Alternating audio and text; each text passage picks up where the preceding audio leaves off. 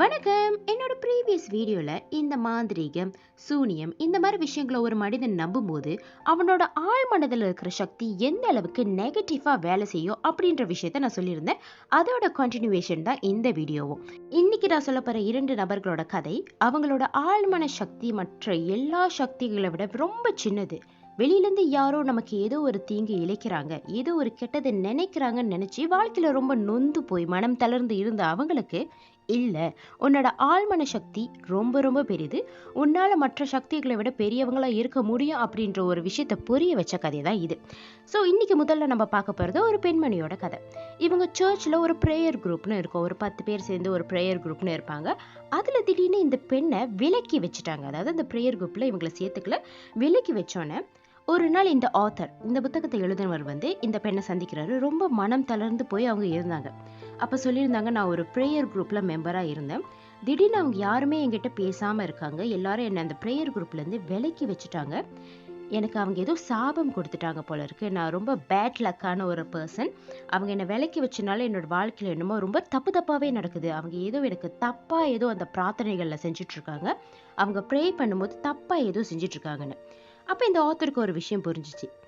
சாபம்னு அவங்க சொல்றது உண்மையிலேயே அவங்க மனசுக்குள்ளார அவங்க யோசிச்ச ஒரு விஷயம் தான். ஒரு இடத்துல நம்ம இருக்கோம், ஒருத்தர் கூட நம்ம பேசுறோம், திடீர்னு அந்த பர்சன் நிராகரிக்கும் போது நம்ம என்ன யோசிப்போம்? திடீர்னு ஏதோ ஒண்ணு நடந்துருச்சு போல இருக்கு, நம்ம ஏதோ ஒரு தப்பு பண்ணிட்டோமா, இல்ல இவங்கெல்லாம் ஏன் நம்ம கிட்ட இப்படி தப்பா நடந்துக்கிறாங்க, ஒருவேளை நமக்கு ஏதாவது ஒரு தீங்கு அவங்க விளைவிக்கிறாங்க அப்படின்னு யோசிப்போம். அதே போலதான் இந்த பெண்ணும். சின்ஸ் இவங்க எல்லாருமே ஒரு சர்ச்ல ஒரு ப்ரேயர் குரூப்ல இருக்கிறதுனால அந்த ப்ரேயர் குரூப்ல இவங்களுக்கு ஏதோ ஒரு தப்பான ஒரு ப்ரேயர் செஞ்சுக்கிட்டு இருக்காங்க. இவங்களோட வாழ்க்கை அழிஞ்சு போகணும்னு நினைச்சு ஏதோ ஒரு செஞ்சுட்டு இருக்காங்க. ஏன்னா அந்த குரூப்ல இருந்து விலக்க ஆரம்பிச்ச அந்த மொமெண்ட்ல இருந்து இவங்க அப்படி யோசிக்க ஆரம்பிச்சுட்டாங்க. சாபம்னு அவங்க சொன்ன விஷயம் உண்மையாலே அவங்களோட மனசுக்குள்ளார அவங்களா உருவாக்கிக்கிட்ட ஒண்ணுதான். அந்த பயம்தான் அதுக்கப்புறம் சாபம், அதுக்கப்புறம் தனக்கு ஏதோ ஒண்ணு நடக்க போகுது அப்படின்னு நிறைய விஷயங்கள் வந்துகிட்டே இருக்க ஆரம்பிச்சிருச்சு. தன்னை சுத்தி இருக்கிற நபர்கள் தான் ஏதோ ஒரு விஷயத்த நமக்கு செய்யறாங்க அப்படின்னு அவங்க நினைக்க ஆரம்பிச்சாங்க. அதனாலதான் அவங்க லைஃப்ல கொஞ்சம் கொஞ்சம் கொஞ்சமா நிறைய ப்ராப்ளம்ஸ் வர ஆரம்பிச்சது. அந்த ப்ரேயர் குரூப்ல இருந்து திடீர்னு தன்னை விலக்கி வச்ச காரணத்தினால அவங்க எல்லாரும் தனக்கு ஏதோ ஒரு செய்யறதா யோசிச்சு இவங்க சிந்தனையில ஒரு தடுமாற்றம் வந்துருச்சு. தமிழ தானே ஏதோ ஒரு சாபம் வந்த மாதிரி நினைச்சுக்கிட்டாங்க. இவங்களோட எண்ணங்கள் தான் உண்மையாலே ஒரு படைப்பாற்றலை கொண்டு வர முடியும். அதாவது எண்ணம் போல் வாழ்க்கை அந்த விஷயத்த மறந்து சுற்றி இருக்கிறவங்களோட சக்தி தான் தன்னை ஏதோ ஒரு விஷயத்த கொண்டு வந்து செய்ய வைக்கிறதாகவும், அதனாலதான் தனக்கு இந்த கஷ்டம், இந்த தனிமை அப்படின்னு யோசிக்க ஆரம்பிச்சிட்டாங்க. ஃபர்ஸ்ட் இதுல நம்ம உணர வேண்டிய விஷயம் என்னன்னா, ஒவ்வொரு தடவையும் மத்தவங்க ஏதாவது நமக்கு செஞ்சிட்டாங்க அப்படின்னு யோசிக்கும் போது நம்மளோட எனர்ஜியை, நம்மளோட கான்சென்ட்ரேஷனை நம்ம அவங்க மேலதான் ரொம்ப செலுத்துறோம், நம்மளை விட. ஸோ நம்மளோட ஆன்ம சக்தி, நம்மளோட ஆழ்மன சக்தி அதை நம்ம மறந்து மற்றவங்களோட சக்தி, அவங்களோட சக்தி தான் நம்மளை விட பெருசு அப்படின்னு நினைச்சு, அதனாலதான் அவங்க ஏதோ நமக்கு செய்யறாங்கன்னு யோசிச்சு நம்மளோட எண்ணங்கள்ல நெகட்டிவான விஷயங்களை கொண்டு வர ஆரம்பிக்கிறோம். இந்த விஷயத்த புரிஞ்சுக்கிட்ட அந்த எழுத்தாளர் அவங்களுக்கு ஒரு அறிவுரை சொன்னாராம். எப்படின்னா, சக்திங்கிறது ஒன்னே ஒண்ணுதான். அந்த சக்திக்கு நீங்க கடவுளோ இல்ல இயற்கையோ இல்ல யூனிவர்சல் சக்தியோ எதுவா வேணாலும் பெயர் வச்சுக்கலாம். எந்த மதத்தோட பெயர் வேணாலும் நீங்க அதுக்கு கொடுக்கலாம். ஆனா சக்திங்கிற ஒரு விஷயம் ஒன்னே ஒண்ணு மட்டும்தான். அதை மத்தவங்க கிட்ட நீ கொடுக்கறத நிறுத்தணும். அதாவது நீ உன் சக்திகளை உனக்காக பயன்படுத்துறதை விட்டுட்டு அவங்க என்ன சொல்றாங்க, அவங்க நமக்காக ஏதோ ஒண்ணு செய்யறாங்களோ, ஏதோ ஒண்ணு தப்பா போகுதோன்னு மத்தவங்க மேல அந்த சக்தியை கொடுத்து கான்சென்ட்ரேட் பண்றத நீ முதல்ல நிறுத்தணும். வெளியில ஒரு சக்தி, உள்ள ஒரு சக்தி அப்படின்னு யோசிக்காம அந்த சக்தியை பிரிக்காம ஒரே ஒரு சக்தி தான். அந்த சக்திக்கு எந்த ஏற்ற இறக்கங்களும் இருக்காது, எந்த ஒரு பிரிவினையும் இருக்காது, சண்டைகளும் இருக்காது, அதுக்கு முடிவும் இல்லை. ஸோ உனக்கான ஒரு சக்தியை பயன்படுத்தி உன் வாழ்க்கையில முன்னேறதுக்கு தான் நீ பயன்படுத்தணுமே தவிர இன்னொருத்தர் மேல அந்த கான்சென்ட்ரேஷனை கொண்டு வராது.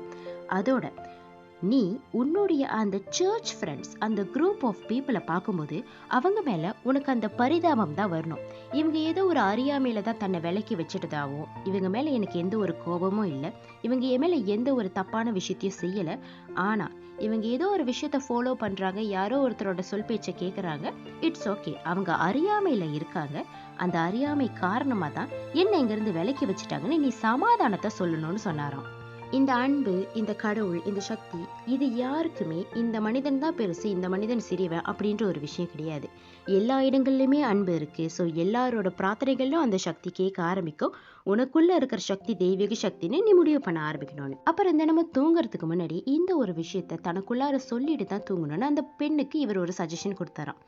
என்னன்னா, அன்பு எல்லா இடங்கள்லயும் இருக்கு. எனக்கு அன்பு கிடைக்கும், அதே சமயம் என்னால் அன்பை கொடுக்கவும் முடியும். ஒரு உண்மையான அன்பு எனக்குள்ள இருக்கு.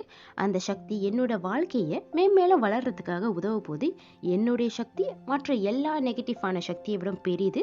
நான் எப்போதுமே அந்த சக்தியின் மூலமா ஆசீர்வதிக்கப்பட்டிருக்கேன் அப்படின்ற ஒரு விஷயத்த சொல்லி கொடுத்தாராம். இப்படி ஒரு விஷயத்த சொல்லி கொடுத்ததுக்கு அப்புறம் அந்த பெண் ஒவ்வொரு நாளும் அவங்க தூங்க போறதுக்கு முன்னாடி இந்த பிரார்த்தனையை பண்ண ஆரம்பிச்சாங்களாம். தனக்குள்ளாரே சொல்லிக்க ஆரம்பிச்சாங்களாம்.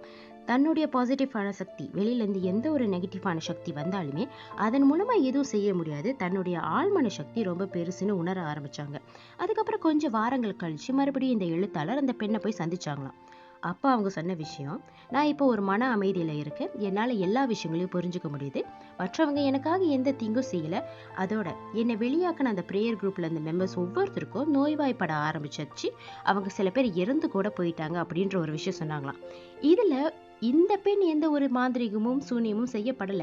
ஆனா பூமரேங் அப்படின்ற ஒரு விஷயத்த நம்ம புரிஞ்சுக்கணும். மற்றவங்களுக்கு நல்லது நினைக்கும் போது நமக்கு நல்லது கிடைக்குன்ற மாதிரி, மற்றவங்களுக்கு நெகட்டிவா நீங்க ஏதாவது ஒரு விஷயம் நினைச்சிருந்தா உங்களுக்கு அது கண்டிப்பா பூமரேங் மாதிரி நெகட்டிவா கூட அமைய ஆரம்பிக்கலாம். ஸோ உங்க எண்ணங்கள்ல பாசிட்டிவிட்டியை கொண்டு வாங்க. உங்களுடைய ஆழ்மன சக்தி பெரிது அப்படின்னு நம்ப ஆரம்பிங்க. வெளியில இருந்து வரவங்க தான் உங்களை தலைக்குழிய வைக்கணும், கீழே கொண்டு போகணும், சீரழிக்கணும் அப்படின்ற ஒரு விஷயம் கிடையாது. உங்க எண்ணங்கள்ல பாசிட்டிவிட்டி இருக்கும்போது உங்களால உங்க லைஃப்ல மேலும் உணர முடியும்.